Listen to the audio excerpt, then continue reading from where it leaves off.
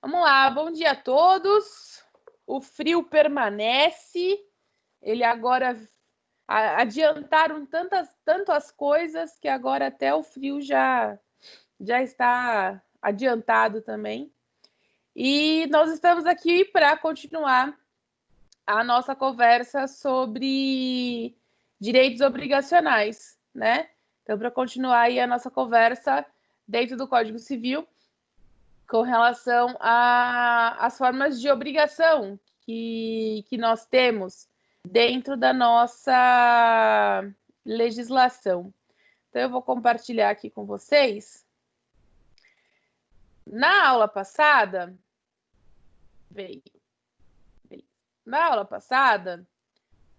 a gente parou na obrigação facultativa, né? Então, a última coisa que nós conversamos na aula passada foi, então, que a obrigação facultativa, o objeto da prestação é único, mas confere ao devedor o direito excepcional de, porventura, substituí-lo por outro, tá? Então, foi exatamente nessa situação aí que nós paramos na aula passada. Então, dentro dessa situação de obrigações facultativas, eu quero trabalhar com um exemplo aqui com vocês, que está no artigo 1234 do nosso Código Civil. Então, o artigo 1234, ele trabalha no seguinte sentido. Então, vamos colocar aqui, ó. Exemplo. E aí, o nosso exemplo é o artigo 1234 do Código Civil. Deixa eu só arrumar aqui. Vamos lá.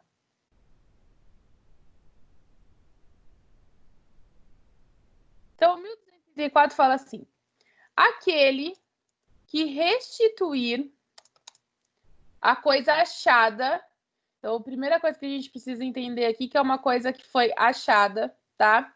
Nos termos do artigo antecedente, terá direito a uma recompensa não inferior a 5% do seu valor e a indenização pelas despesas que houver feito por conservação do transporte da coisa, se o dono não preferir abandoná-la.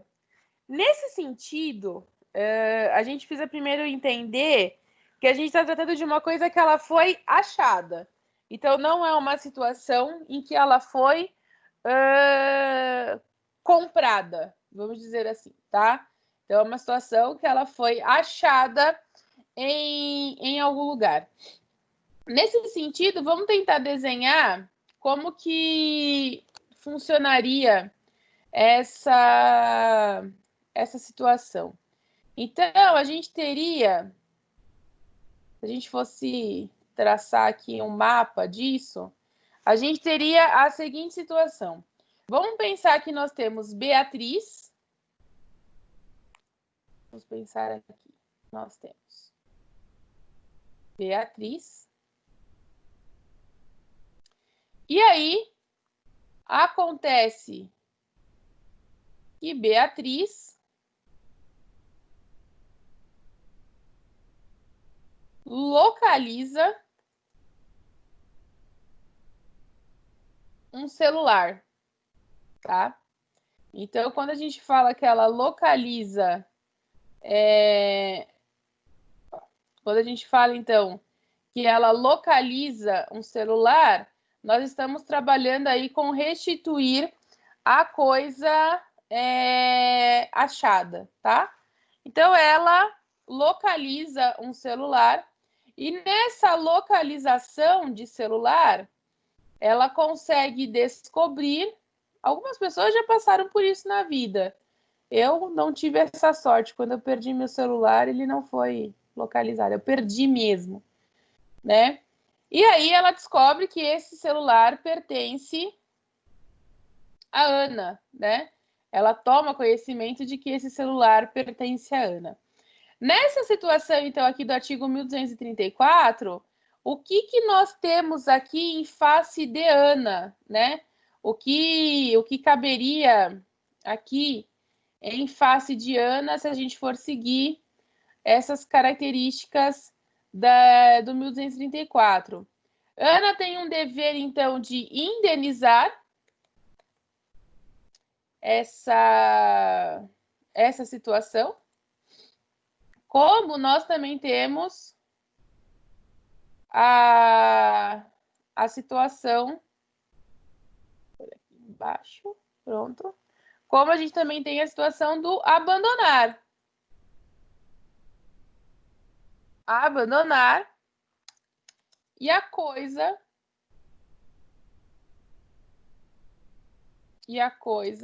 fica com Beatriz, tá? Então, nessa situação de obrigação facultativa, o 1234, ele trabalha nesse sentido. Sempre lembrando de que essa situação de indenizar é o principal, tá? E a situação do abandonar seria o acessório disso, né? Então, sempre lembrando que as coisas vão funcionar dessa forma, tá? Então, quando eu falo aqui de uma situação facultativa, o objeto da prestação é único. Então, vamos deixar aqui, né?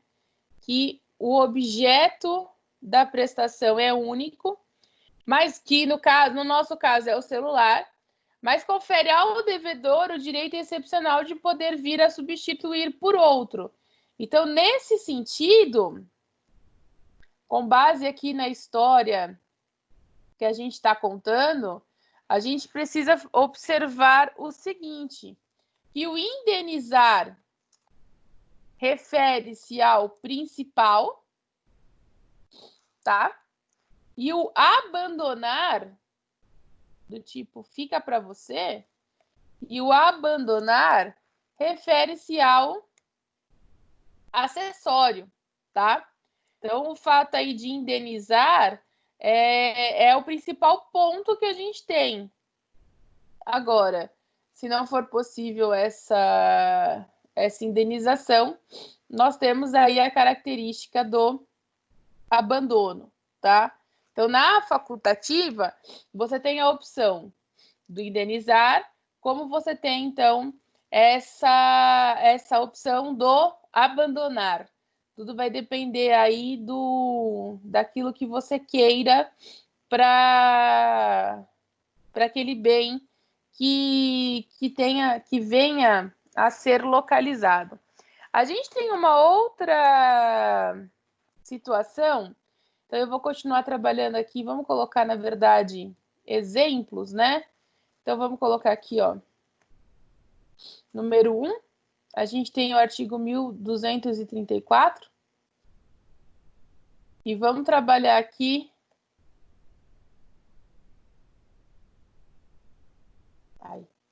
vamos trabalhar aqui com o exemplo 2, vamos colocar assim. 2. No exemplo 2, a gente tem o artigo 1382, tá? O 1382, ele traz as situações de servidões, né? Então, vamos colocar aqui como que funciona esse artigo 1382 do Código Civil. Quando a obrigação incumbir ao dono do prédio serviente, este poderá exonerar-se, abandonando total ou parcialmente a propriedade ao dono dominante. Quando a gente fala de prédio serviente, nós estamos trabalhando nas características de servidões, tá? A gente tem vários tipos de servidões, na verdade, dentro do nosso ordenamento jurídico, tá? Mas a servidão mais comum e mais fácil de ser enxergada é a servidões dos aquedutos, né? Então, quando tem a necessidade da passagem de aquedutos. O que são os aquedutos, né? Os aquedutos são canos que às vezes passam por baixo da propriedade para poder levar a situação de gás encanado, ou às vezes esse aqueduto ele é justamente para transporte de água. Então, muito provavelmente, embaixo da sua casa, existem servidões para passagem de canos dos seus vizinhos, por exemplo, né? E aí, essas servidões, elas também são consideradas essa figura da facultativa. Dentro dessa característica de servidão, vamos trabalhar na seguinte figura, tá? Vamos pensar que nós temos aqui a fazenda. Vou dar um nome para essa fazenda. Fazenda Céu Aberto.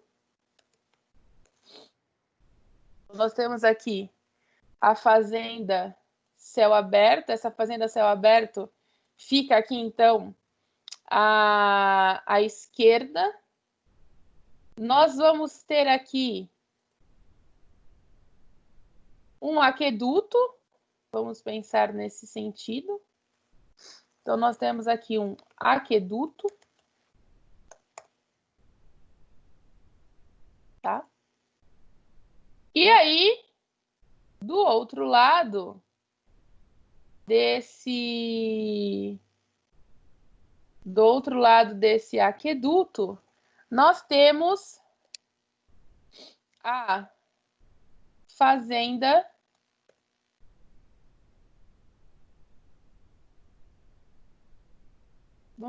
céu aberto e céu bonito vai acabar confundindo vocês. Vamos trabalhar então aqui que a gente tem a fazenda Olhos do Amor. Hoje eu tô romântica.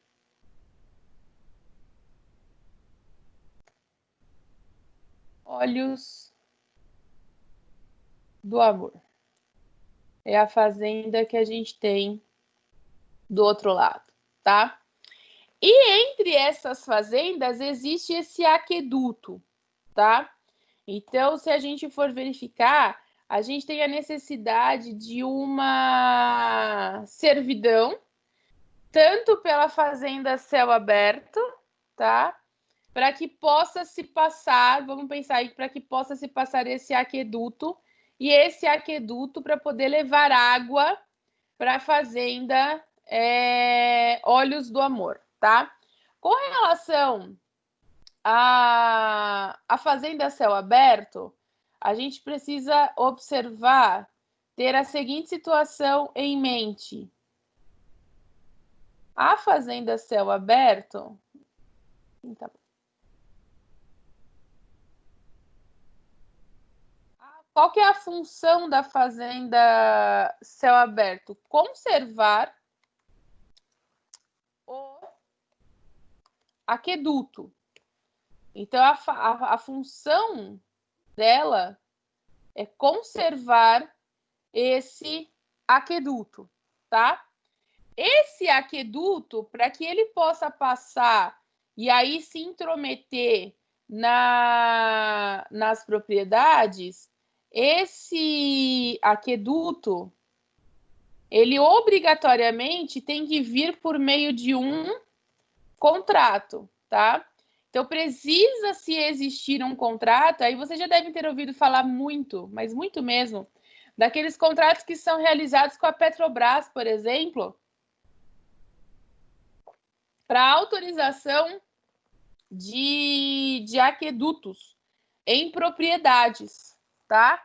Então, a gente tem a necessidade desse contrato para a passagem desse aqueduto, tá? Então, a empresa responsável por esse aqueduto, ela faz um contrato onde esse aqueduto vai passar. Então, nesse contrato aqui, qual seria a característica? Olha, fazenda Céu Aberto, nós vamos utilizar, então, a gente vai fazer uma servidão no seu imóvel, tá?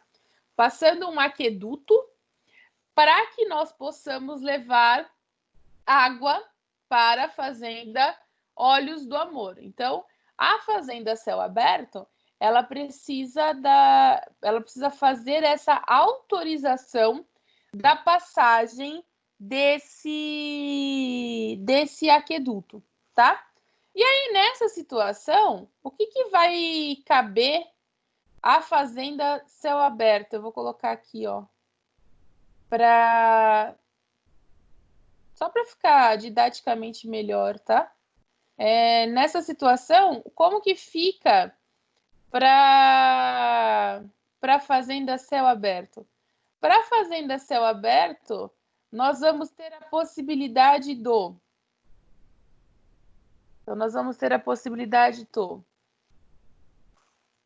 gerar uma obrigação, tá? Então, dessa forma, a gente gera uma obrigação. A gente pode ter dentro dessas características de obrigação, existe, como a gente fala que é facultativa, é uma obrigação facultativa. Então, qual é a faculdade da fazenda? O próprio abandono do aqueduto, tá? Então, ele abandona essa parte de terra. Então, é o abandono da parte de terra da servidão para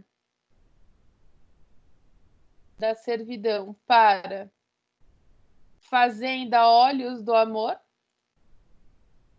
A gente tem aí esse abandono de terra, tá? Ou ela pode, então, fazer a conservação.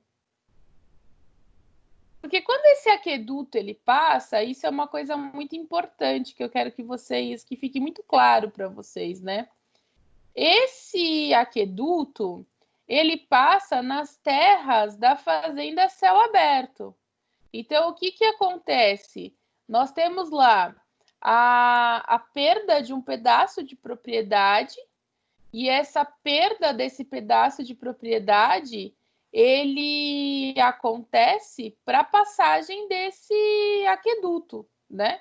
Então, a gente tem aí a intenção da servidão, como eu disse, existem vários tipos de servidões, mas a intenção da servidão aqui é que isso exista para essa passagem aí de água, vamos dizer assim, né? Então, a partir do momento em que você pega um pedaço de terra de uma propriedade para que possa ser colocada esse aqueduto, essa propriedade ela pode simplesmente abandonar esse pedaço de terra e falar, bem, esse pedaço de terra deixa ele para lá, porque eu não vou conseguir fazer nada com relação a isso, uma vez que tem um aqueduto passando aqui, eu não consigo criar, fazer muita coisa com ele. Então, quer saber de uma coisa? Deixa isso para lá, né?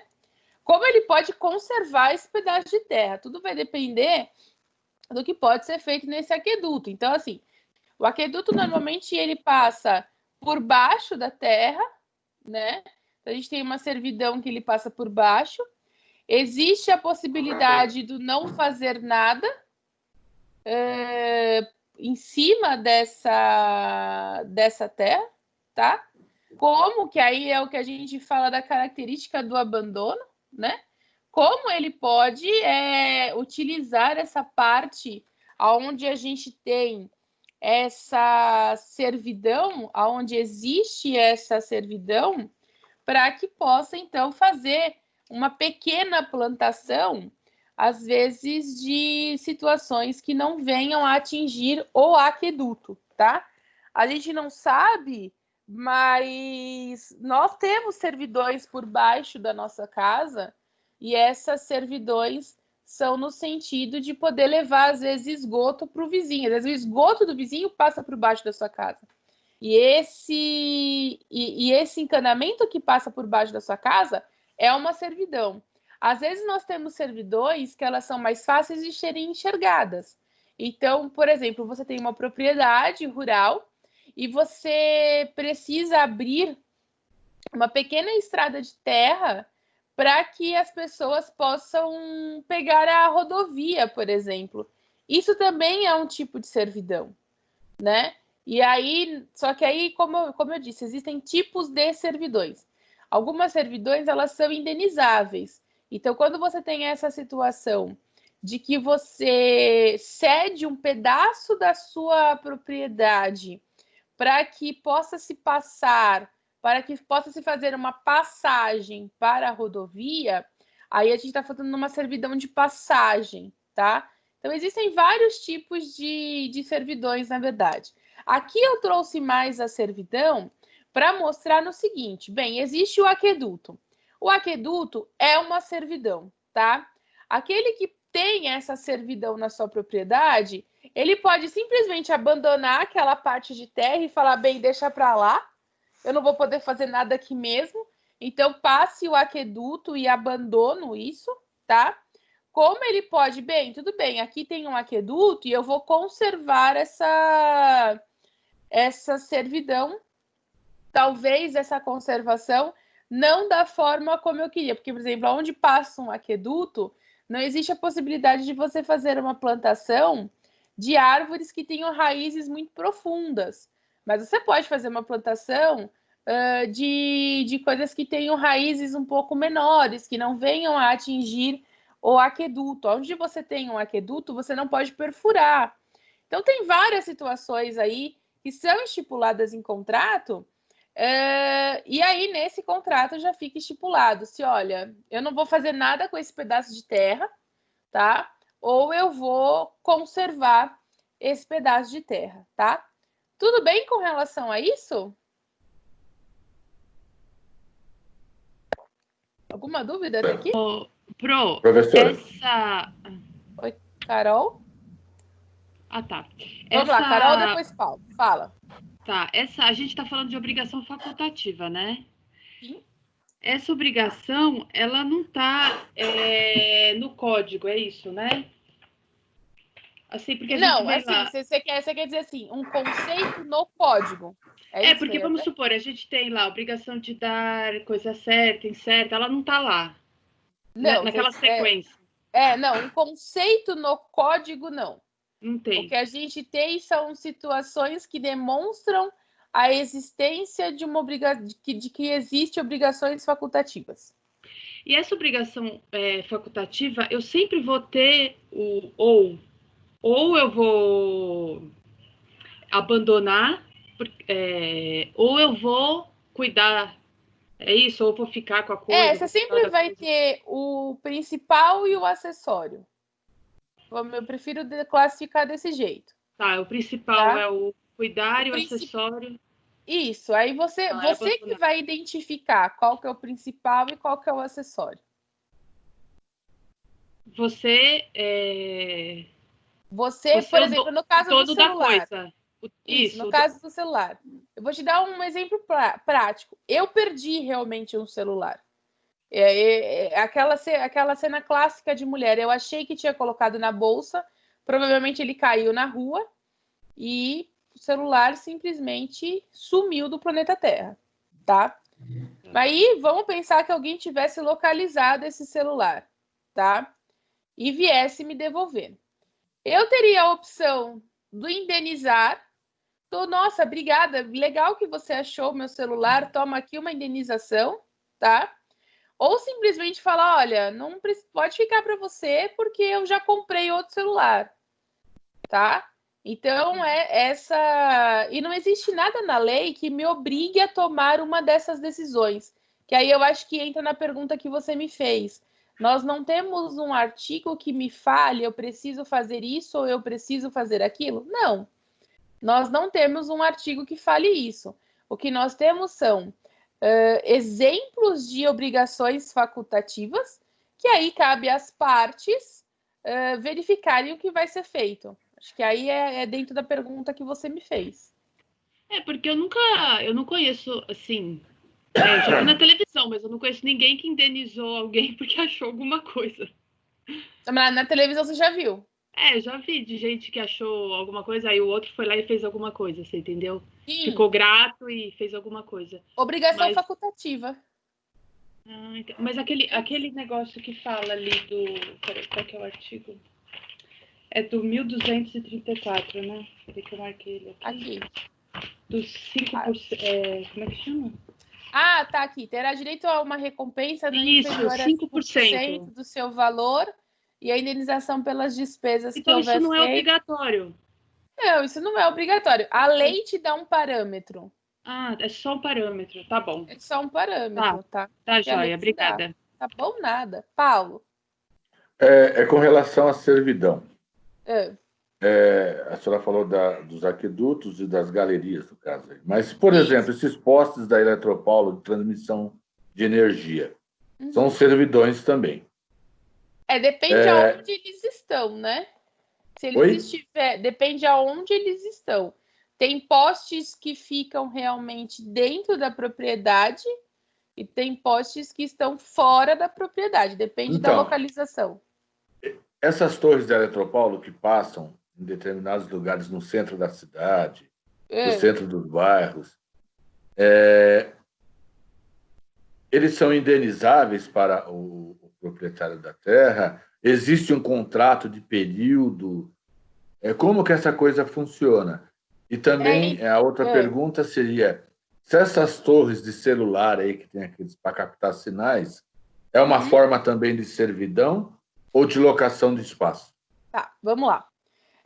A questão dos postes de luz é aquilo que eu disse, depende de onde esses postes de luz estão. Então, eu vou te dar...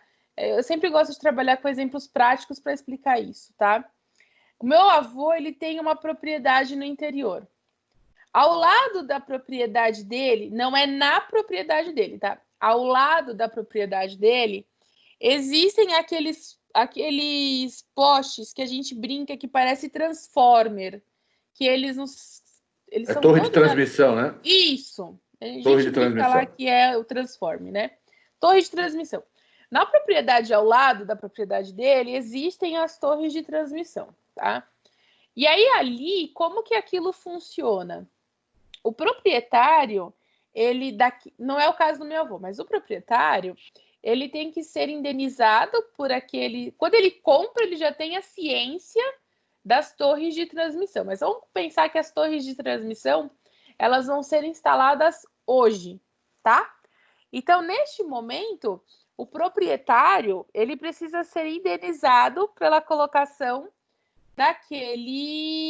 daquela torre de transmissão. Porque aquela torre de transmissão, querendo ou não, vai ocupar um pedaço do terreno dele e, querendo ou não, às vezes ele não vai poder fazer nada com relação àquilo. O proprietário o vizinho do meu avô, o que ele fez? Existem as torres de transmissão e, mesmo assim, ele fez uma plantação próxima às torres de transmissão, só que de coisas que não crescem muito. Então, ele fez lá plantação de feijão, plantação de coisas rasteiras, vamos dizer assim, né? Então, existe essa questão da indenização. Com relação às antenas de celular, depende do tipo de antena, tá? Tem as antenas que transmitem os sinais, então são as antenas principais, tá? Em alguns casos, a operadora de telefonia precisa colocar aquela antena num lugar X, então ela tem que indenizar o dono da propriedade daquele local X. Agora, algumas propriedades, elas compram a antena para que elas possam ter um sinal de melhor qualidade. E aí, essas antenas que são compradas, elas não são indenizadas. Aí é uma opção sua de querer um sinal de melhor qualidade ou de não querer um sinal de melhor qualidade. Então, por exemplo, seguindo ainda a região do meu avô, lá eles não têm uma possibilidade de internet cabeada, né? Por cabos, é uma internet única e exclusivamente por antena. Até internet por rádio eles têm lá. Então, o que acontece lá? Eles têm uma antena central que está localizada em uma propriedade rural, e aí essa propriedade rural recebe lá uma indenização porque essa antena ocupa um pedaço da terra dela, tá? E o meu avô optou por comprar uma antena menor para poder colocar na propriedade dele e dessa forma ele ter um sinal melhor na propriedade dele. Então, depende aí do tipo de antena que a gente está falando. Nessa situação de servidão, quando eu disse que a gente tem servidão de passagem, por exemplo, se você pegar a matrícula da propriedade rural do meu avô, lá já está especificado que existe uma servidão de passagem atrás do poço artesiano, porque atrás do poço artesiano foi criada uma estradinha de terra, que é a possibilidade do vizinho da esquerda dele poder sair da propriedade. Então, no momento da compra do imóvel, nós já tínhamos ciência da existência dessa servidão de passagem. É um pedaço de terra que o meu avô não pode fazer absolutamente nada com relação a isso. Ele não pode plantar, porque passa carro ali. E aí, se você for ver assim, dessa servidão de passagem para baixo, é a casa do meu avô, é onde o meu avô tem o pasto, onde ficam os animais do meu avô. Da servidão de passagem para cima, é a plantação do meu avô a título de... Ele tem uma plantação de laranja. Então, da servidão para cima, ficaram as laranjas. E aí tem essa pequena estrada de terra, aonde eventuais veículos acabam por passar. Deu para esclarecer, Paulo? E o contrato não existe. Por exemplo, quando existe um contrato de servidão, onde a pessoa recebe algum tipo de indenização, existe um contrato. Existe, e existe data de finalização.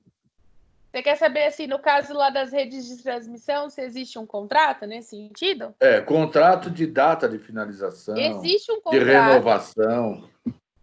Depende do tipo de servidão, não tem renovação, é um contrato eterno, né? E alguns outros contratos, eles têm um prazo. Vocês já devem ter visto, por exemplo, aquelas placas de propaganda que ficam dentro de uma propriedade, né? Aquilo ali não é uma servidão, aquilo ali é uma locação. Você faz a locação daquele pedaço, aonde tem gente que faz locação de muro para você poder pintar a propaganda. Então tem essas situações. No caso, até tem uma observação engraçada. Essa servidão de passagem que o meu avô tem, conversando com ele esses dias, né? E ele falou que as pessoas não têm utilizado mais tanto essa servidão. Para mim é servidão, né? Como ele diz, ele falou assim, Fia, as pessoas não têm mais passado por aqui porque nós temos 2 cachorros lá, que são cachorros de guarda, né? E quando passa um carro, o cachorro come o para-choque do carro.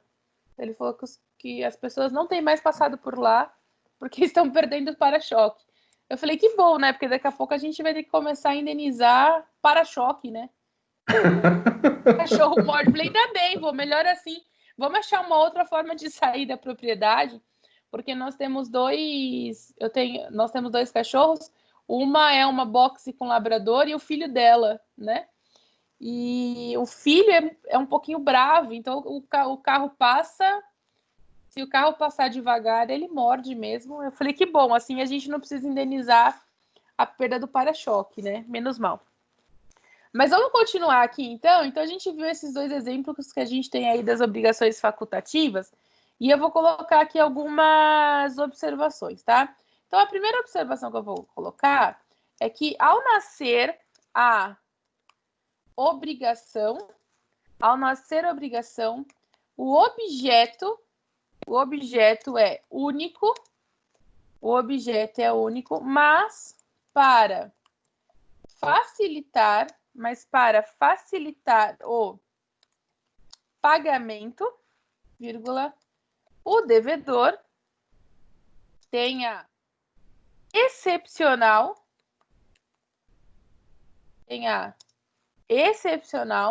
faculdade, que aí entra na pergunta da Carol, de se liberar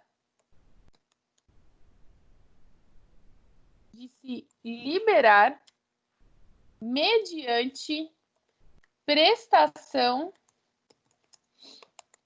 diferente. Então, cabe aí ao devedor verificar o que vai ser feito.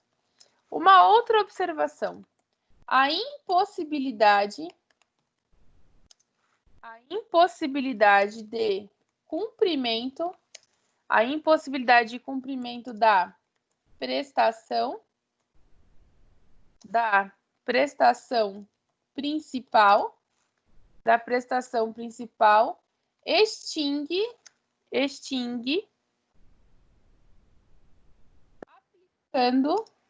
aplicando perdas e danos, que aí é a situação da indenização, né? Então, a impossibilidade do cumprimento da principal, que no caso, por exemplo, aqui seria a conservação do aqueduto, a gente pode aplicar uma eventual indenização, uma eventual perdas e danos, uma vez que você vai ter aí essa perda da propriedade, né? Desse pedaço de propriedade, vamos dizer assim. Tudo bem com relação a isso, gente? Alguma dúvida até aqui? Por enquanto, tudo. Por enquanto, tudo? Então tá bom. Depois, então, da facultativa... Professor, eu acho que... Oi? Acho que é mais comum, mas é o abandono mesmo, porque... Vamos pensar. Esse aqueduto da Petroquímica, que fica localizado aqui no município de Mauá. Tá. Bem lá da Baixada. Tá. Mas já pensou quantos terrenos ela não atravessa? Normalmente esse abandono ele acaba sendo mais comum mesmo se você não tem o que fazer. O caso da Petrobras são casos clássicos, porque quando você tem esses aquedutos da Petrobras, não existe a possibilidade de fazer absolutamente nada em cima de onde passa esse aqueduto. Isso que eu ia falar, tem que ficar livre, cristalino.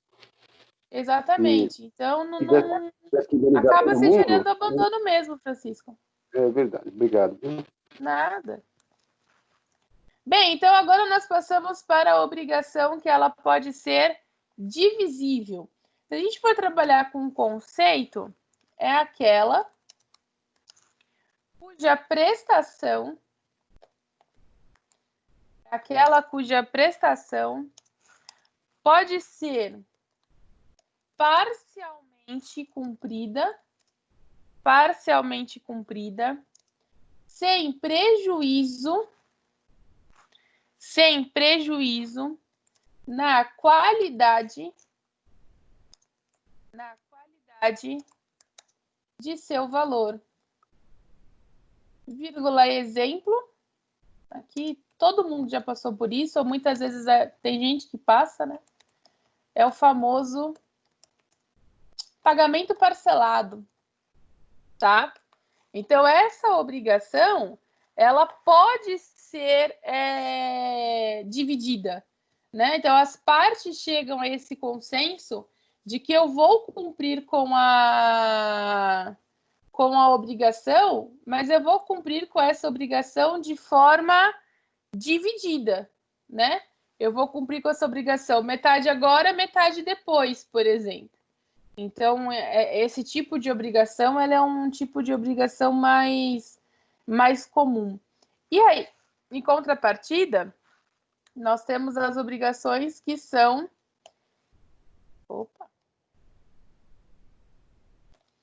indivisíveis, né? Então, nós temos as obrigações que elas são indivisível. Essa obrigação indivisível, como que a gente pode vir a classificá-la, né? A prestação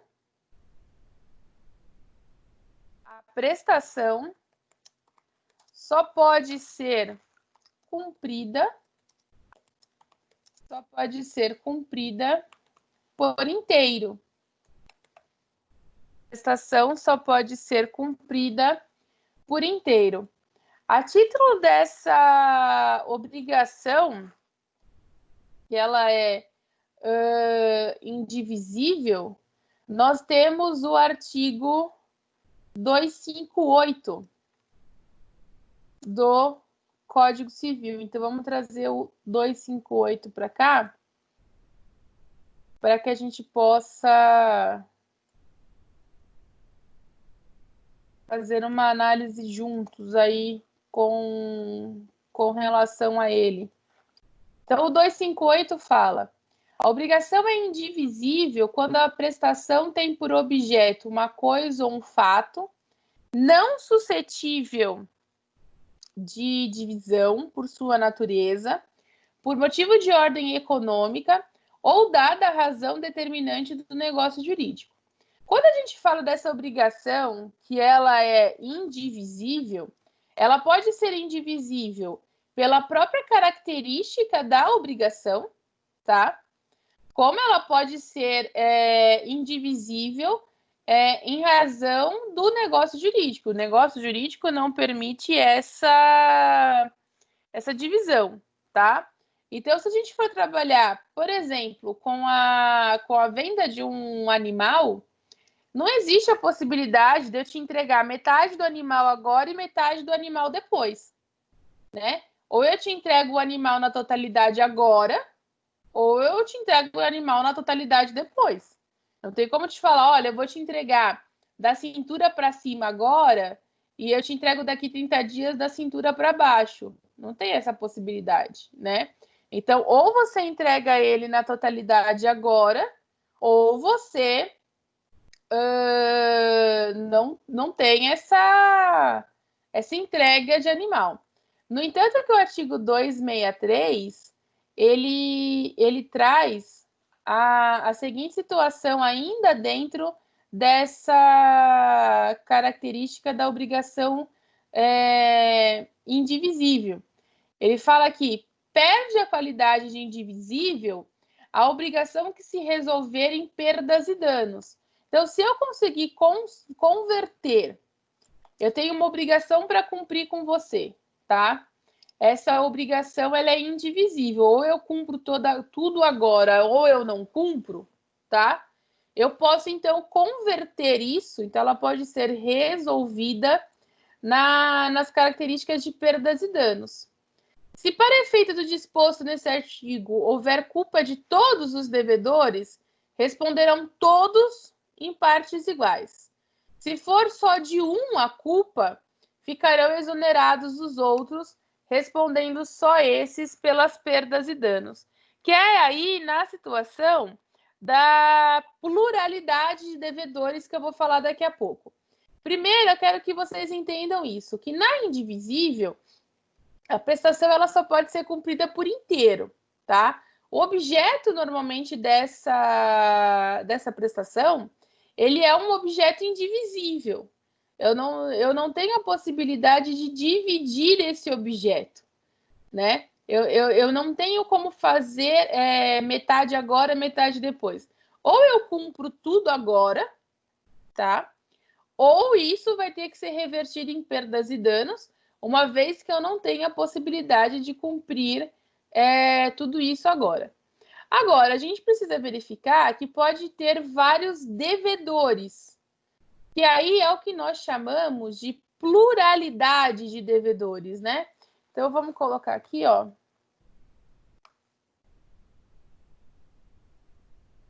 Observação. Dentro de observação, nós podemos ter a pluralidade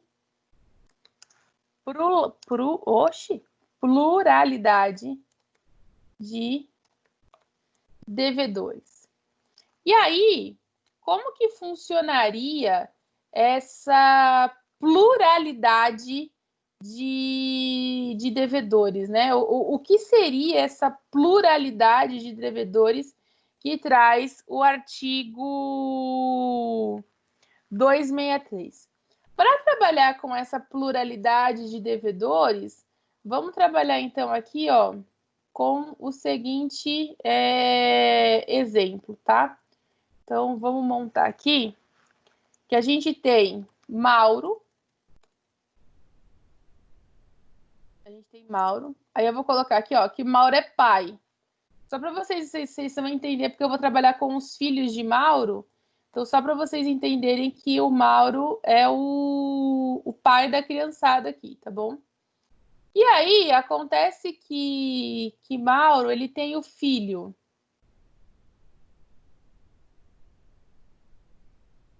Vamos colocar aqui. Que Mauro tem o filho José, tá? E que... Opa, por que não foi? Obrigada. E que Mauro tem a filha Ana, tá? Então, ele possui 2 filhos. Na verdade, é isso que eu quero que vocês entendam, tá? Que ele possui aí, que Mauro possui 2 filhos. Então, a gente tem o filho José e a gente tem a outra filha, que é a filha Ana, tá? E aí, acontece que Mauro, que quem é pai, já deve ter passado por isso. Acontece que Mauro, ele é credor. Então, vamos colocar aqui. Que Mauro, ele é credor dos 2 filhos, tá? Então, ele é credor dos 2 filhos. Ou seja, a gente tem aqui uma pluralidade de devedores, na verdade, né? Então, a gente tem uma pluralidade de devedores. E aí, vamos pensar no falecimento de Mauro, tá? Então, Mauro, vou colocar aqui, que ele é credor dos 2 filhos. E aí, vamos colocar aqui uma observação. O falecimento de Mauro. O falecimento de Mauro, acontecendo essa situação do falecimento de Mauro, tá? Então, Mauro vindo a falecer, o que acontece na figura dos herdeiros, né? O que vai acontecer aqui, então, na figura dos herdeiros, existindo esse falecimento? Existindo esse falecimento, o que o Código Civil determina para nós? Que com esse falecimento, automaticamente, quem assume aí as eventuais dívidas deixadas pelo pai são os seus herdeiros, né? Então, os herdeiros assumem essas dívidas. Então, no caso aqui, os filhos respondem pela dívida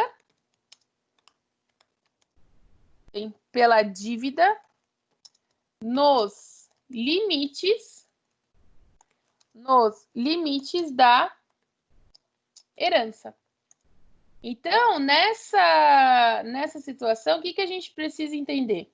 Que nós temos uma pluralidade de devedores, tá?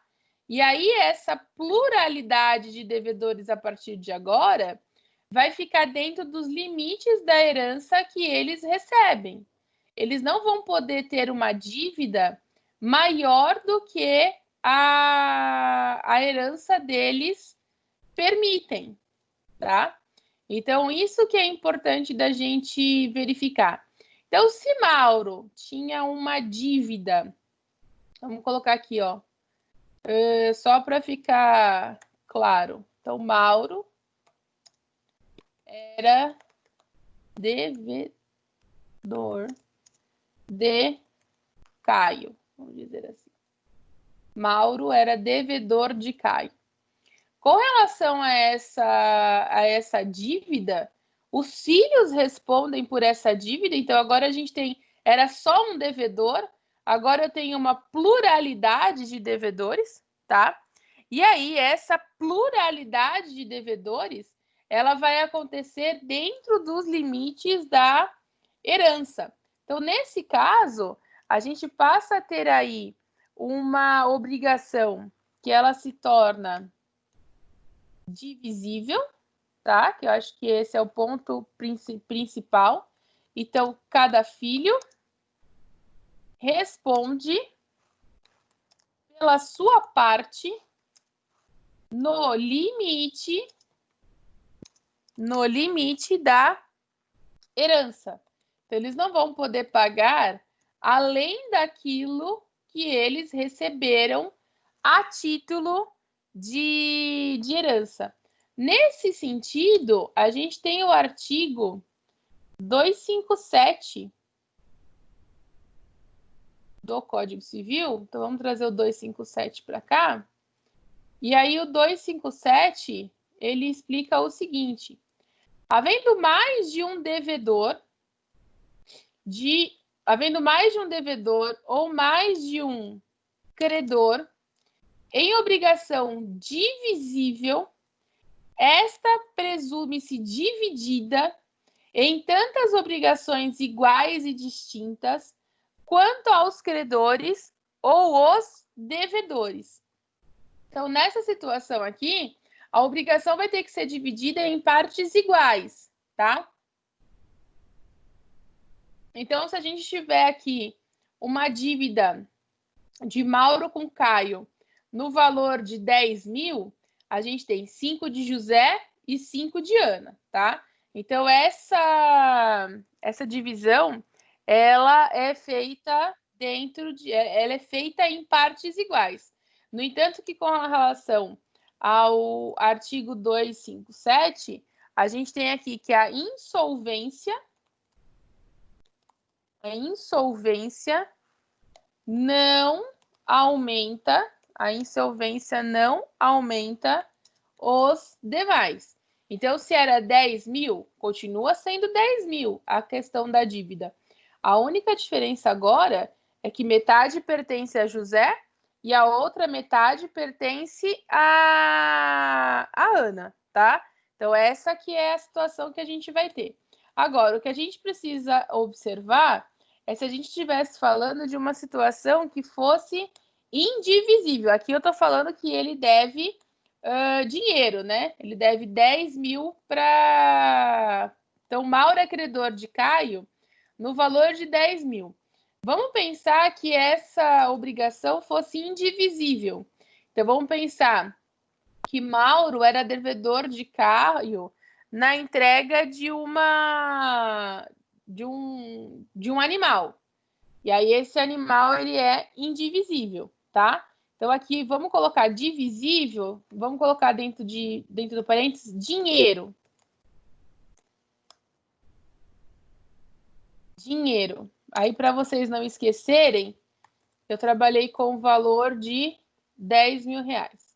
Na situação dele ser indivisível, vamos colocar aqui, ó, a entrega de um cavalo, que é uma situação indivisível. Então, cada filho responde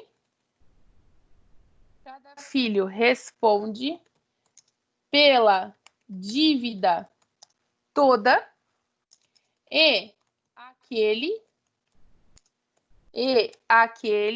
que pagar cobrará o quinhão de cada irmão. E aí, quem determina isso para a gente é o artigo 259 em seu parágrafo único. Então, vamos colocar aqui, ó. 259, parágrafo único.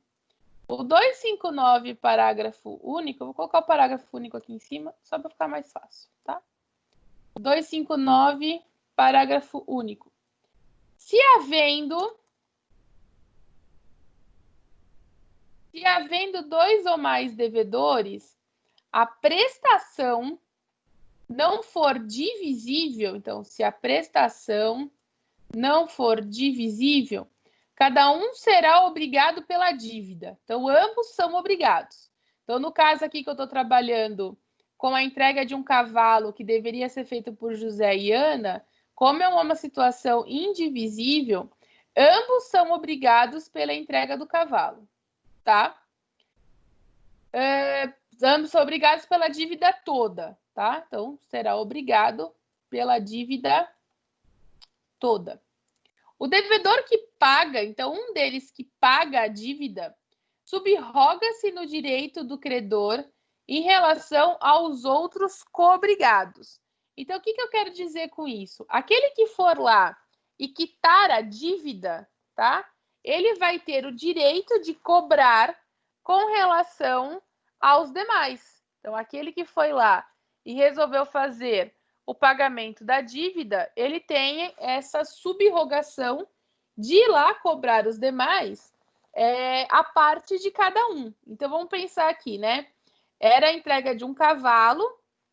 Vamos pensar que é a entrega de um cavalo avaliado em 50 mil reais, tá? E aí acontece que José foi lá e entregou o cavalo que tinha que ser entregue, tá? Nessa situação, ele automaticamente tem o direito de cobrar de Ana os 25 mil reais, referente à parte dela no cavalo. Porque, assim, o que Mauro tinha se obrigado a Caio? Mauro se obrigou a Caio à entrega de um cavalo. Se é a entrega de um cavalo, automaticamente ela é indivisível. Se ela é indivisível, eu não tenho como dizer assim, não, eu não vou te entregar o cavalo, eu vou te entregar os 25 mil. Não. A obrigação criada entre nós é o cavalo. Eu quero o cavalo. Então, a partir do momento que José realiza essa entrega, né, automaticamente Ana tem o dever aí de quitar a parte dela referente a essa obrigação. Então, se a gente estava falando de um cavalo aí de 20 mil reais, 10 mil reais que Ana precisa quitar a José, tá? Tudo bem com relação a isso? Oi. Deixa eu perguntar. E quando se trata de uma dívida que está ativa, por exemplo, um financiamento de um veículo, ou de um imóvel, ou um cartão de crédito, e a pessoa falece, esse tipo de dívida também transfere para o portador da herança, no caso? Depende aí do tipo de... se existe algum tipo de seguro, tá? Existem algumas dívidas que... existem algumas dívidas que, na verdade, o seguro cobre. Então, por exemplo, alguns financiamentos, a partir do momento que acontece o falecimento, tá? Então, a dívida está quitada. Normalmente não é financiamento, normalmente são empréstimos. Então, empréstimos, a partir do momento que acontece o financiamento, está quitado, tá? Agora, quando tem a existência de que não existe esses seguros, e aí nessa situação assume-se a dívida na medida da sua herança. Ah, sim, da mesma forma do exemplo anterior, então. Exatamente. Certo, obrigada. Nada. Tudo bem? Alguma dúvida aqui?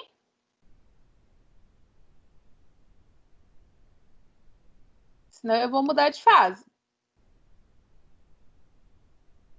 Bem, aqui tá então, tranquilo da minha parte. Tranquilo? Então tá bom. Então vamos mudar de fase. Vamos mudar aqui então de fase no jogo. A partir de agora nós vamos falar então de obrigações compostas subjetivas.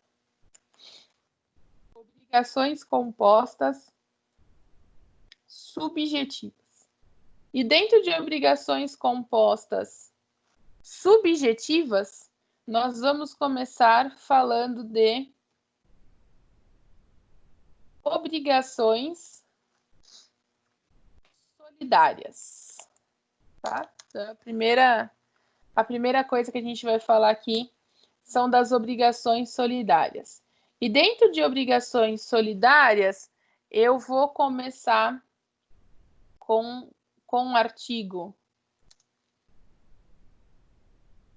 64 do Código Civil. O artigo 264 do Código Civil, ele traz o seguinte texto para a gente. A solidariedade, quando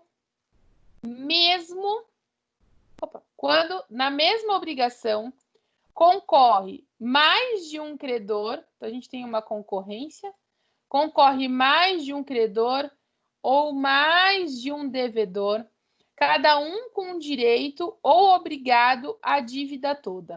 O que eu quero dizer com essa situação? Ocorre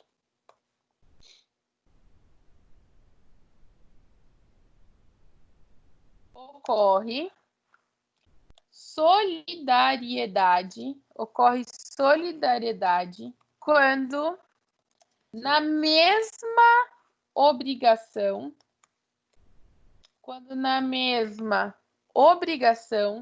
concorrer mais de um credor, vírgula, ou mais de um devedor, vírgula, cada um com direito ou obrigado à dívida toda. Quando a gente começa a trabalhar com essas características de solidariedade, tá? A gente precisa sempre levar em consideração, eu vou falar agora e vou falar daqui a pouco de novo. A gente sempre precisa levar em consideração que a solidariedade, ela não é presumida. Você não pode presumir que o credor e o devedor, os credores e os devedores são solidários, tá? Não existe essa presunção. Eu acho que, tá? A solidariedade, você tem duas opções. Ou ela vai resultar da vontade das partes, então as partes optaram por ser solidários, tá? Ou essa solidariedade vai resultar de lei. Então, é as duas únicas possibilidades que a gente tem para falar de solidariedade, tá? Daqui a pouco eu vou falar isso de novo num texto. Mas eu quero que desde já vocês entendam isso. Que a solidariedade, a gente tem duas possibilidades. Ou essa solidariedade vem porque as partes querem, então as partes optaram por essa solidariedade, tá? Ou a solidariedade vem porque a lei obriga a existência dessa solidariedade, tá? As obrigações solidárias, ela pode ser solidária de forma ativa, então, qualquer um dos credores pode exigir a obrigação por inteiro. Então, ela pode ser da característica ativa, como a gente pode falar que ela é solidária passiva. E aí, essa solidária passiva, a dívida pode ser paga por qualquer um dos devedores, tá? Então, a gente pode ter aí a situação dela ser solidária ativa. Quando a gente fala de solidária ativa, nós estamos falando dos credores. E ela pode ser, então, solidária passiva. E quando a gente fala de solidária passiva, nós estamos falando dos devedores, tá? Então, a gente tem aí essas duas características. E aí, a gente tem o artigo 265 do Código Civil, que fala justamente do que eu acabei de dizer, que a solidariedade, ela não se presume. A solidariedade, ela resulta da lei ou da vontade das partes. Então, não existe a possibilidade de você achar que existe a solidariedade, tá? Essa solidariedade, ela vai existir ou porque a lei exige que ela exista, tá?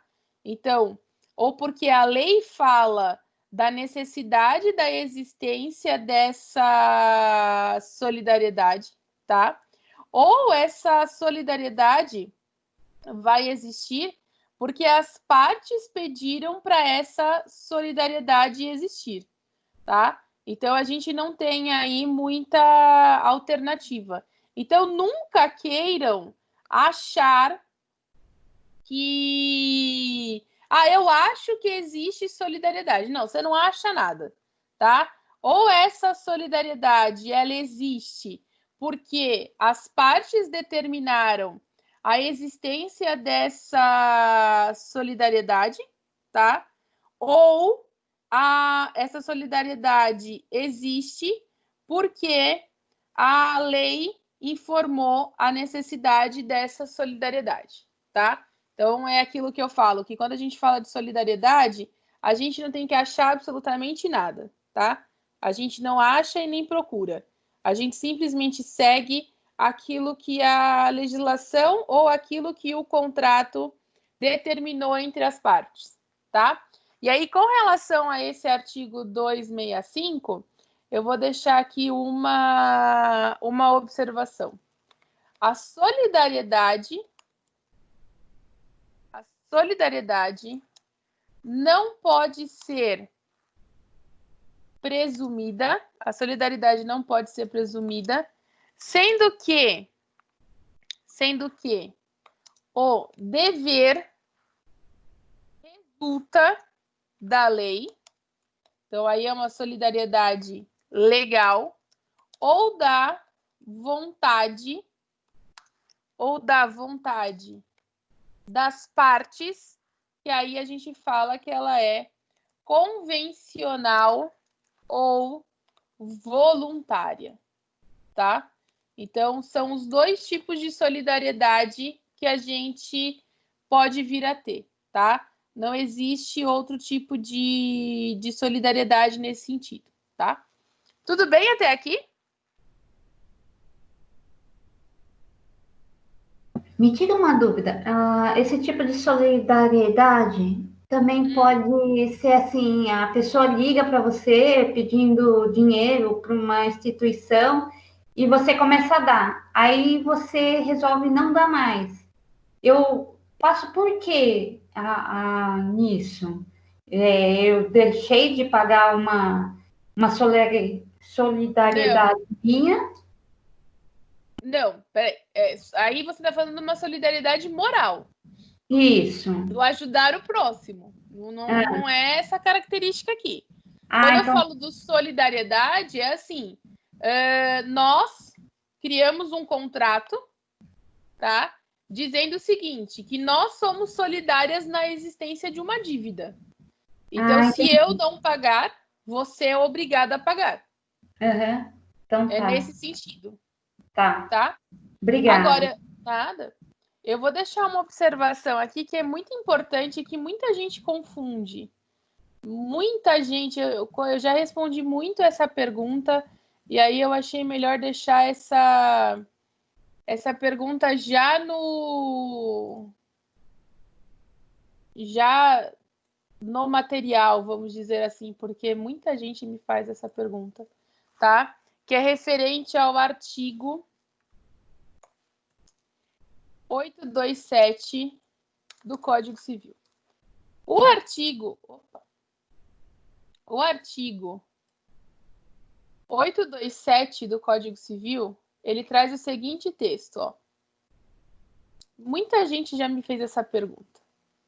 Então, o 827 do Código Civil fala assim: o fiador, que aí são as características do contrato de fiança, né? Então, como muita gente já me fez essa pergunta, eu falei, é melhor a gente já deixar isso caracterizado quando a gente falar das relações obrigacionais, tá?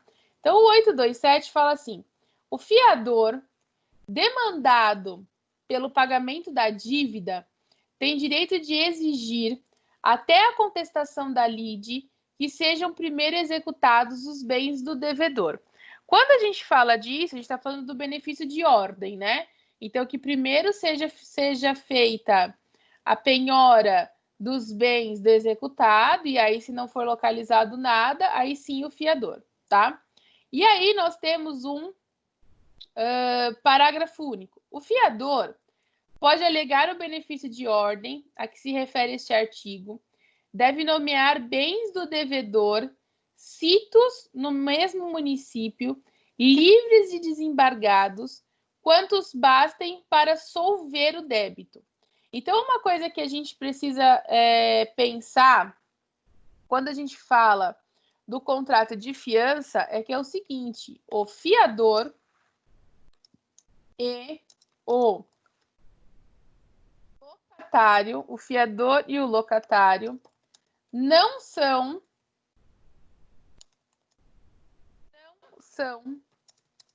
em regra solidários.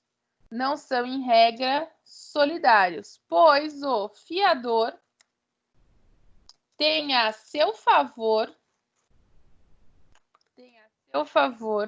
o benefício de ordem.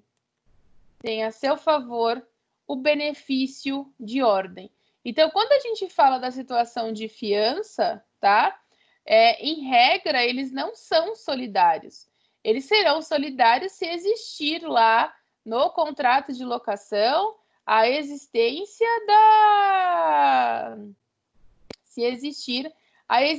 da solidariedade. Mas, na regra geral do contrato de fiança, eles não são solidários. E eles não são solidários justamente por esse benefício de ordem. O que é esse benefício de ordem? Que primeiro sejam executados os bens do locatário, tá? E que posteriormente sejam, então, verificados os bens do fiador. Afinal de contas, quando você é fiador, você se obriga por uma dívida que não é sua. Vamos dizer nesse sentido, né? O ser fiador é isso, é assumir uma dívida que não é sua. Então, aqui, o que a gente faz? Que sejam demandados os bens do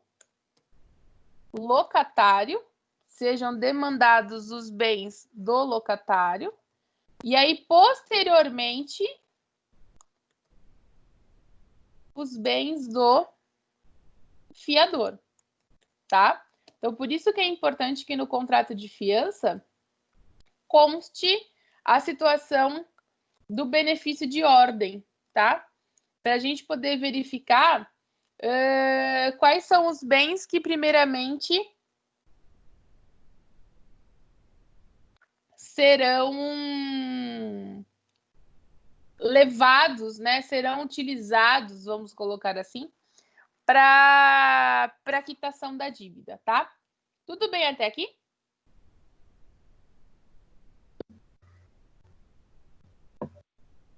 Bom dia. Tudo bem.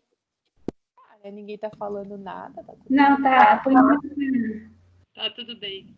Tá tudo bem. Tá bom. Eu vou continuar aqui em cima, depois no final do 265 fica esse quadradinho, tá bom? Então, vamos colocar aqui, ainda dentro do 265, pode ocorrer a solidariedade. Pode ocorrer a solidariedade quando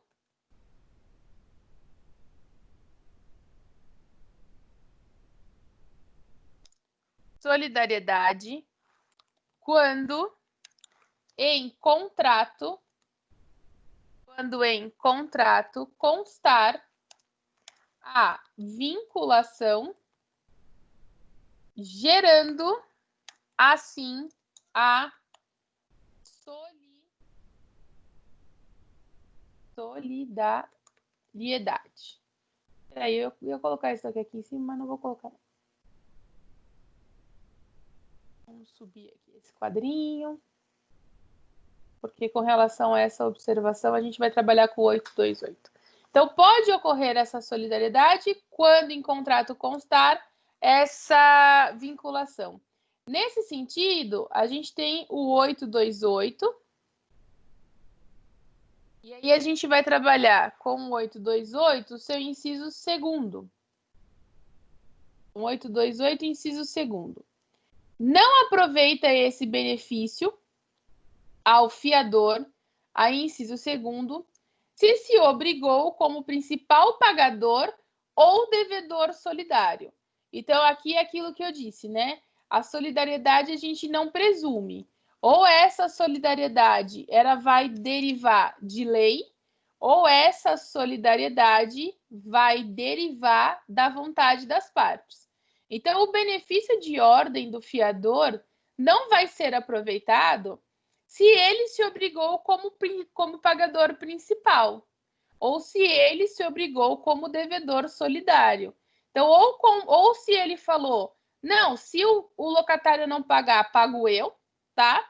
Ou se ele falou no contrato de fiança, olha, eu sou solidário ao locatário. Então, nessas situações, a gente não vai poder falar da existência do benefício de ordem, tá?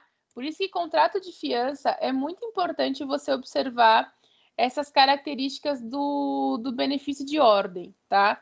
Porque o benefício de ordem aí, às vezes, ele salva a vida do fiador, tá?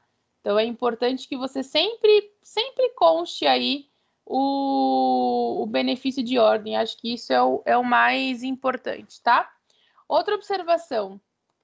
É preciso estipulação em contrato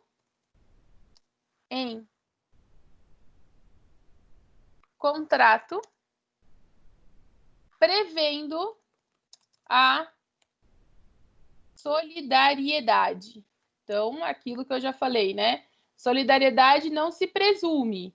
Ela resulta da lei ou ela vai se resultar da vontade das partes, tá?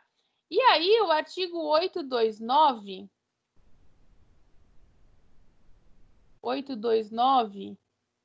do Código Civil, ele fala que a fiança conjuntamente prestada a um só débito por mais de uma pessoa, importa o compromisso de solidariedade entre elas, se declaradamente não se reservarem o benefício da divisão. Com relação ao artigo 829, vale a gente deixar aqui a observação no seguinte sentido. Os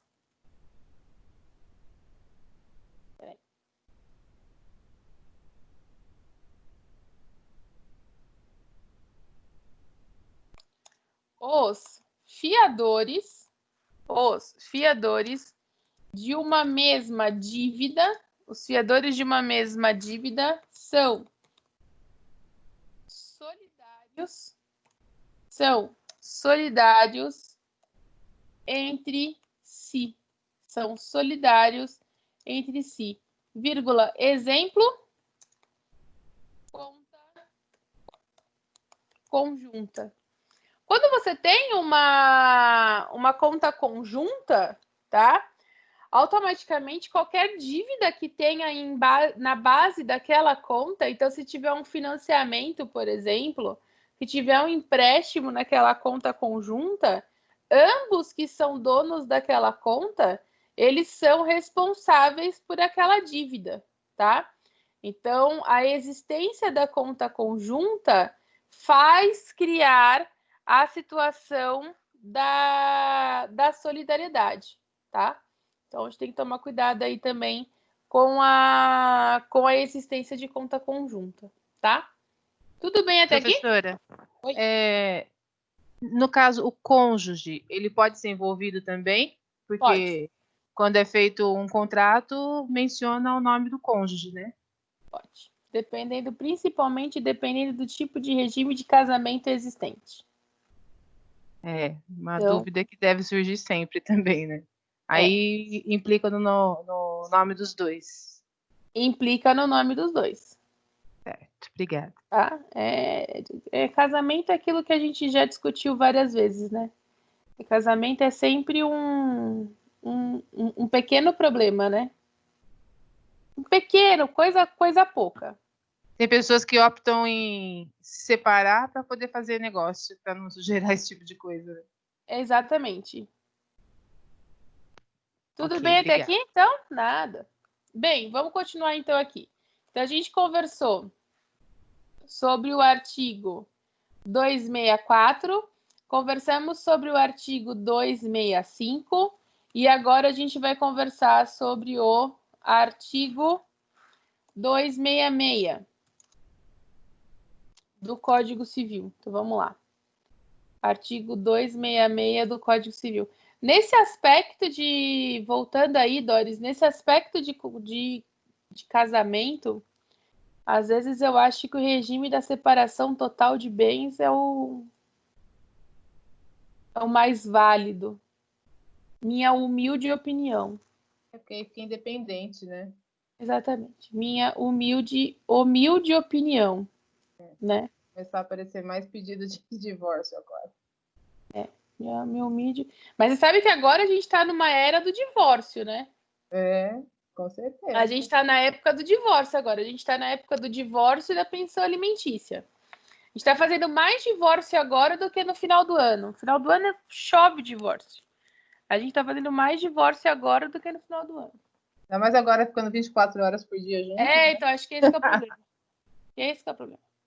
Vamos lá, o 266, ele fala assim: a obrigação solidária pode ser pura e simples por um dos credores ou codevedores e condicional ou a prazo ou pagável em lugar diferente para outro. Dessa situação, eu vou extrair o puro e simples, tá? E eu vou extrair a situação dela ser condicional, tá? São duas situações que nós vamos extrair aqui. Então, a primeira coisa que a gente vai falar é da solidária pura ou simples. Então, a primeira coisa que a gente vai falar é da solidária pura ou simples. Nessa solidária pura ou simples, não contém condição, não contém termo ou encargo. Então, aí a gente precisa lembrar dos conceitos de condição, termo ou encargo, né? Então, as condições que são colocadas para o cumprimento dessa obrigação, as situações de termo, então, termo inicial ou termo final, tá? E a condição de encargo, caso essa obrigação não seja cumprida. Então, nós estamos falando lá atrás do que nós já conversamos de obrigação pura ou obrigação simples, tá? Depois disso, nós temos a solidária condicional. Solidária condicional. E aí, na solidária condicional, nós temos os efeitos. Os efeitos estão condicionados. Os efeitos estão condicionados a um evento futuro e incerto. Então, nós precisamos primeiro verificar na solidária condicional aquelas condições que a gente já conversou também lá em obrigações condicionais, né? Então, na condicional, a gente está atrelado a um evento futuro, a um evento incerto, que se vier a acontecer, gera-se, então, essa obrigação solidária. E aí, então, nós temos também a solidária a termo. Nessa solidária a termo, nós temos um evento futuro e certo. Nós temos um evento futuro e certo de acontecer, tá?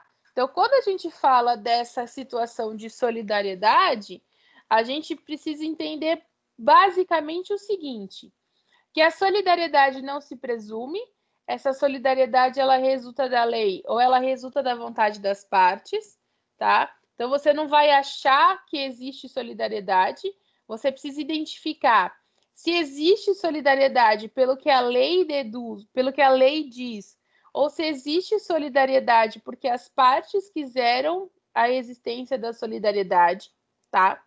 Depois que você fez essa identificação dessa existência ou não da solidariedade, aí você vai identificar de que tipo de solidariedade que a gente está falando. Se é uma solidariedade pura e simples, então a gente parte de uma obrigação pura e simples. Se é uma solidariedade condicional, então a gente parte de uma obrigação condicional. Ou se é uma solidariedade a termo, tá? Então, na condicional, existe um evento futuro e incerto. Então, a gente não sabe ainda se isso não vai acontecer neste exato momento, né? E a termo é um evento futuro, mas é um evento certo. Então, no evento futuro e incerto, eu sempre gosto de trabalhar para ficar assim, para ficar visualmente bom, tá? No evento futuro e incerto, eu trabalho sempre com a plantação. É um evento futuro e ele é incerto, porque se der uma praga, esquece, não tem colheita, né? No evento futuro e certo, eu sempre gosto de trabalhar com a festa no buffet, tá? Você já tem data para isso acontecer, só que isso vai acontecer lá na frente, tá? Então, eu sempre gosto de deixar... Eu dou esses dois exemplos que eu acho que fica mais fácil. E nunca se esquecer da necessidade da existência de cláusula contratual informando essa solidariedade, se as partes quiserem que conste a solidariedade, tá? Ou a legislação vai te dizer, olha, nesses casos, os devedores são solidários, tá? Então, nessa situação aqui, a lei vai ser muito clara para você, dizendo que, olha, nesse caso não tem jeito, eles são solidários, tá? No começo aqui da nossa conversa sobre solidariedade, eu falei da existência da solidariedade ativa e falei da existência da solidariedade passiva. Então, a gente vai agora discutir elas de formas distintas, tá? Então, a gente vai começar pela solidária ativa. E a solidária ativa está nos artigos 267 a 274 do Código Civil, tá? Então, quando a gente fala dessa solidária ativa, vamos trabalhar aqui com uma tentativa de conceito nesse sentido, tá? Então, qualquer um dos credores, ou co-credores, né? Porque agora a gente já verificou a existência da solidariedade, pode exigir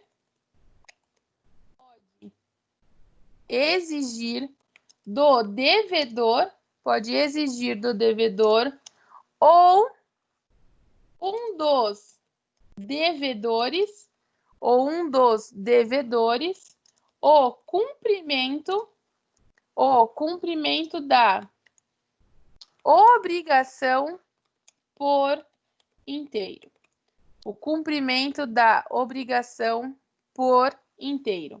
Para isso, vamos trabalhar com o artigo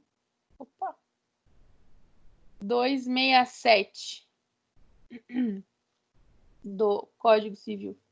Então, o artigo 267 do Código Civil, ele trabalha dos seguintes termos: cada um dos credores solidários tem o direito de exigir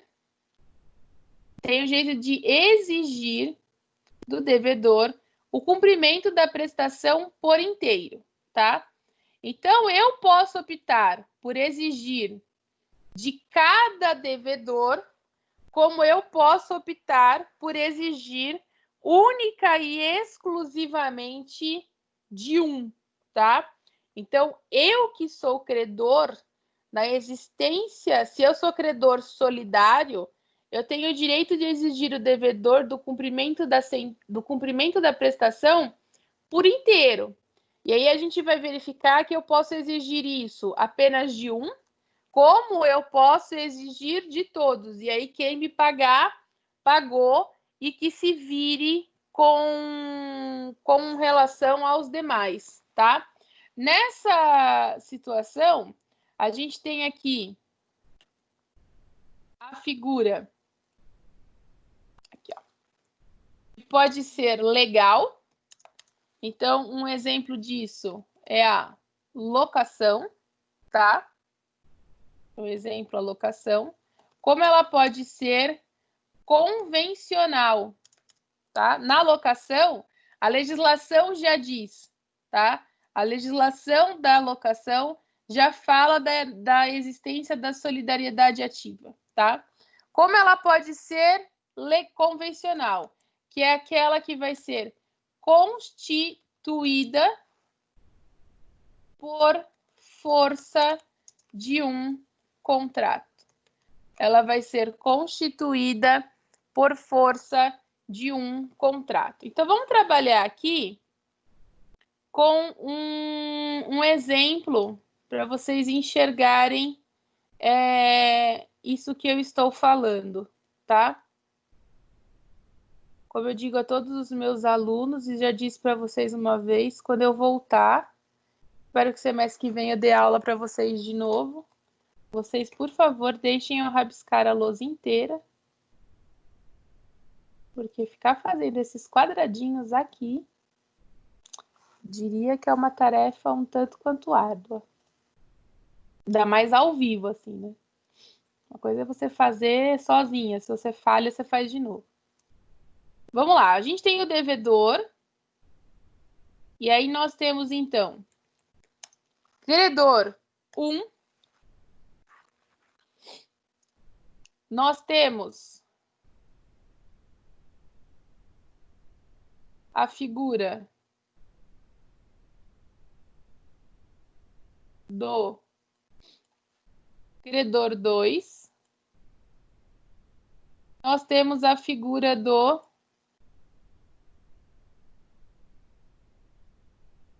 credor 3, tá bom? Então, nós temos um devedor, que é isso que eu quero que vocês entendam, tá? Nós temos um devedor e nós temos a figura de 3 credores. Então, isso é o principal ponto que eu quero que vocês entendam neste momento. Então, nós temos um devedor para 3 credores, tá? E aí, acontece o seguinte, acontece a seguinte situação. Vamos puxar aqui. Não precisa ter um motivo, tá? Não existe a figura do motivo. A gente não está discutindo motivos aqui, tá bom? O devedor resolve cobrar a dívida na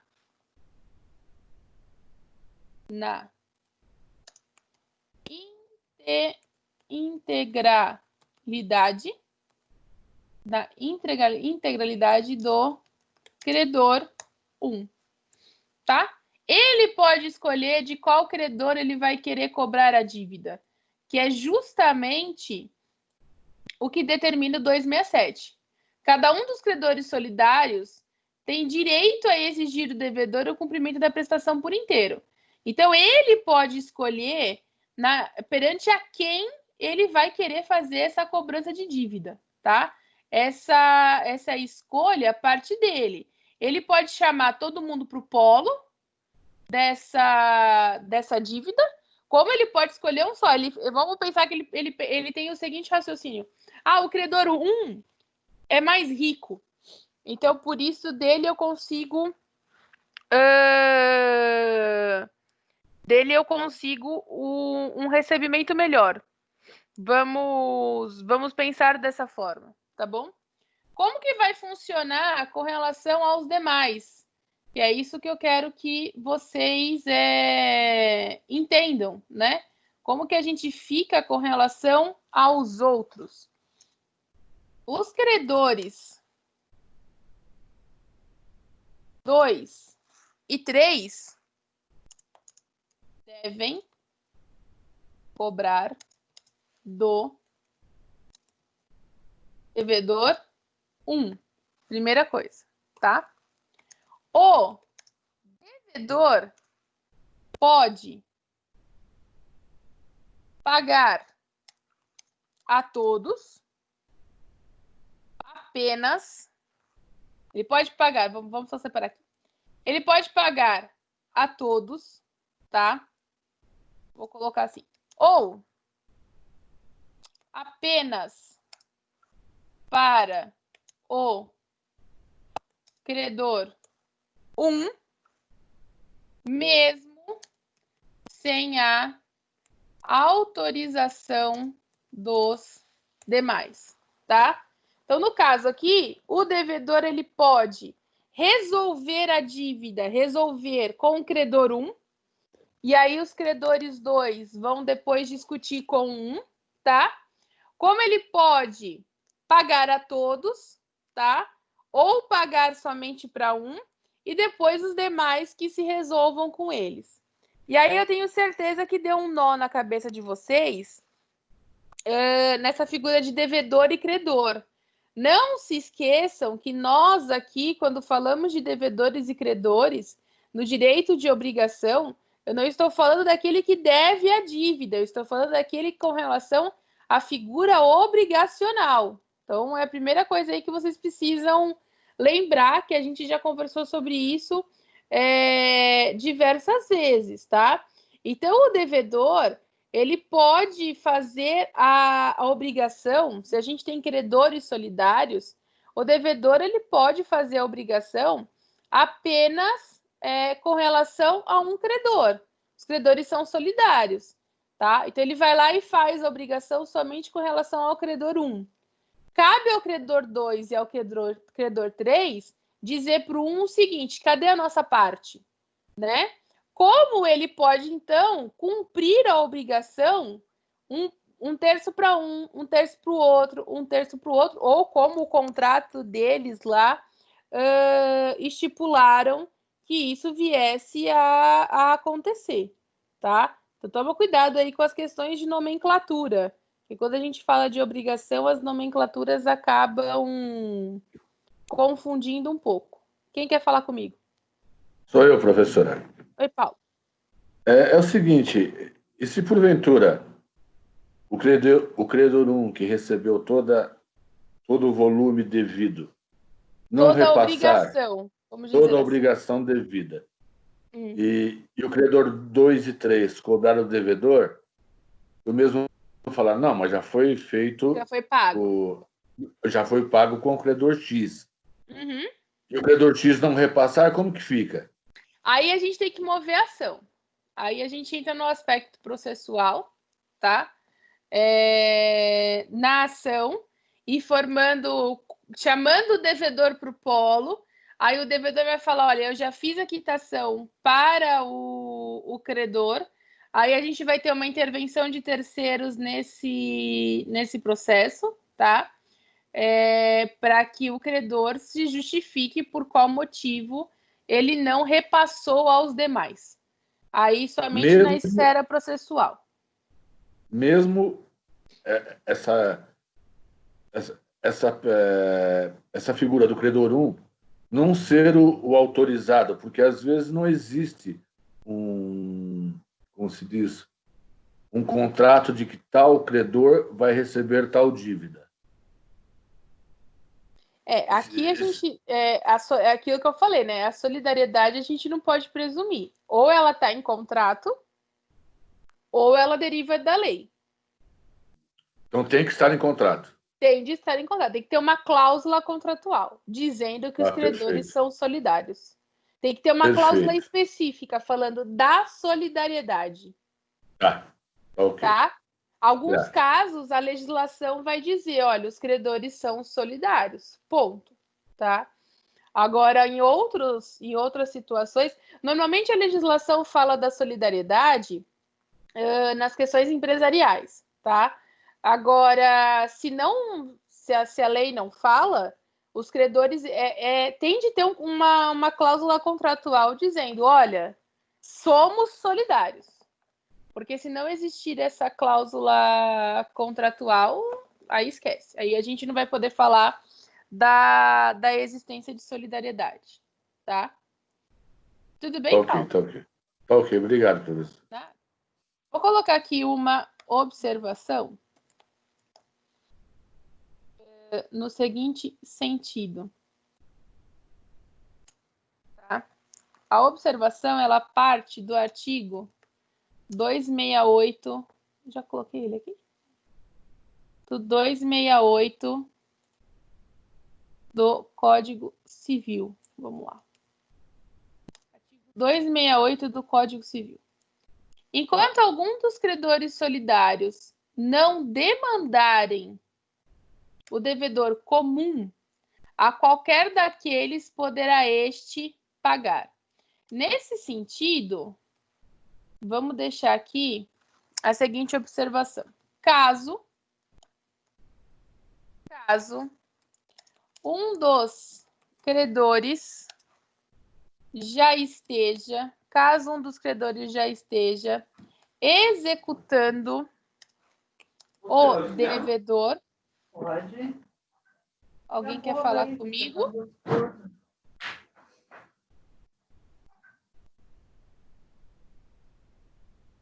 Caso um dos credores já esteja executando o devedor, vírgula, o pagamento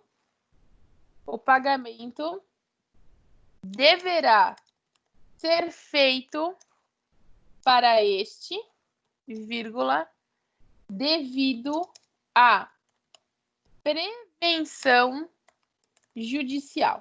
Se já existir algum tipo de processo acontecendo, tá? Se a gente já tiver um processo rolando, então nessa situação, o pagamento deve ser feito para aquele que é parte do processo, tá? Por que deve ser feito para aquele que é parte do processo? Justamente para essa prevenção judicial, para a gente não prejudicar o processo, para a gente não prejudicar a relação processual, tá bom? Então, por esse motivo, que o pagamento é feito para essa pessoa, tá? Então, tomar cuidado com relação a isso. Outra observação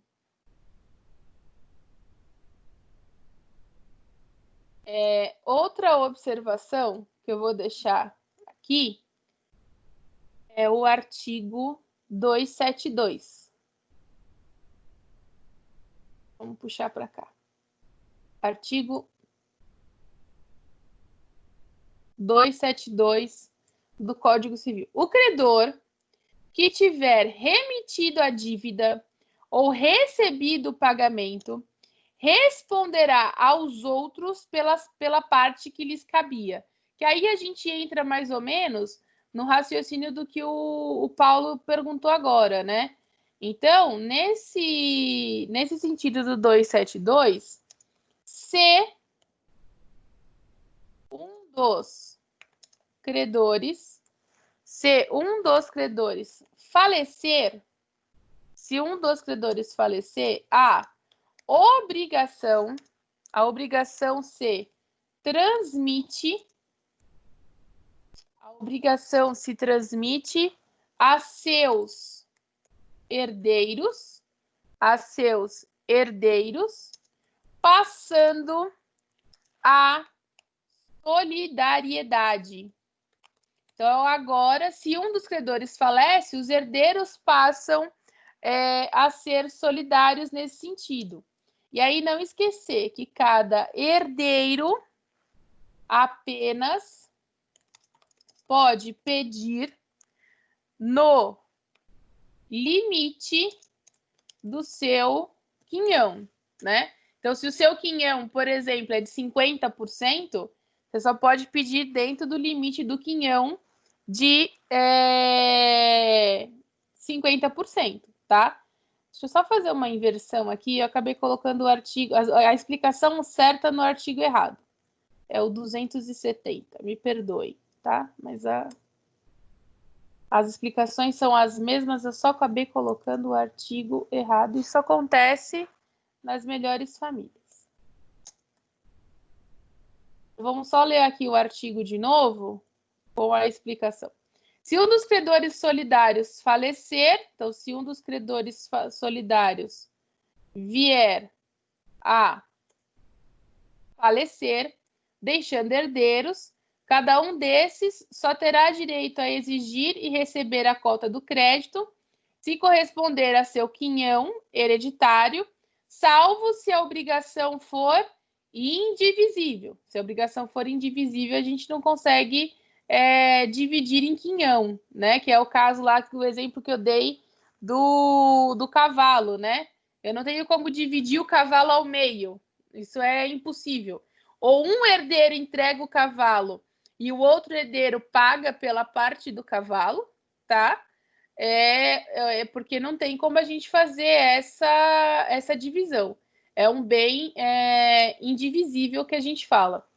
E aí, o artigo... Aí, agora sim. O artigo... Acabei pulando um, né? O artigo 272. Então, vamos lá. Artigo 272. Eu consigo imaginar a cara da Carol, a hora que eu falei que eu errei o artigo, dela apagando o caderno. E a gente fica aqui imaginando como que isso seria em sala de aula, né? Então, o 272 fala: o credor que tiver remitido... Ah lá, não falei? Certeza. A hora que eu vi que eu errei, eu falei, putz. O credor que tiver remitido a dívida ou recebido o pagamento responderá aos outros pela parte que lhe caiba. Então, vamos deixar aqui as observações nesse sentido.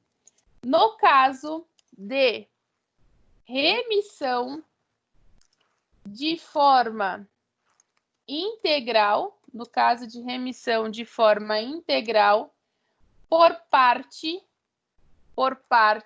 de um dos credores, solidários, vírgula, este responderá perante aos outros, pela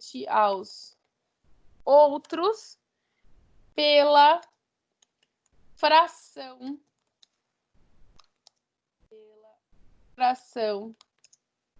opa,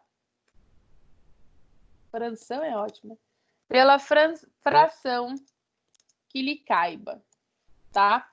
Então, o que eu quero dizer nesse sentido? Se o credor que tiver remitido a dívida, o que é remissão? É o credor que perdoa. É o credor que perdoa a dívida, tá? Então, se ele perdoa essa dívida, então, no caso da remissão integral por parte de um dos credores que são solidários, este responderá perante aos outros a fração que lhe cabia. Então, vamos pensar que a gente tem uma dívida de 30 mil, tá? E aí, existe essa solidariedade no recebimento. Um deles pega e fala assim, eu não quero a minha parte. Então, dessa forma, a gente deixa de ter 30 e aí a gente passa a ter 20, certo? Esse que fala que não quer a sua parte tem que responder perante aos outros, porque os outros iriam receber um valor e agora eles vão receber outro, tá? Então, aquele que fala, olha, a dívida está perdoada, eu não quero receber, ele precisa responder perante aos demais o motivo da sua remissão. Ele precisa responder aos demais o motivo pelo qual ele não quer receber. E, em alguns casos, ele pode até não receber, porque ele perdoou a dívida, tá?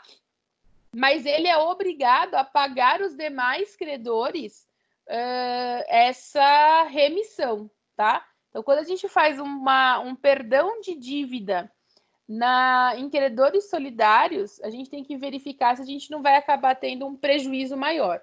Eu acho que é esse o raciocínio que a gente precisa fazer aí com relação ao 272, tá? Tudo bem até aqui? Carol, você achou?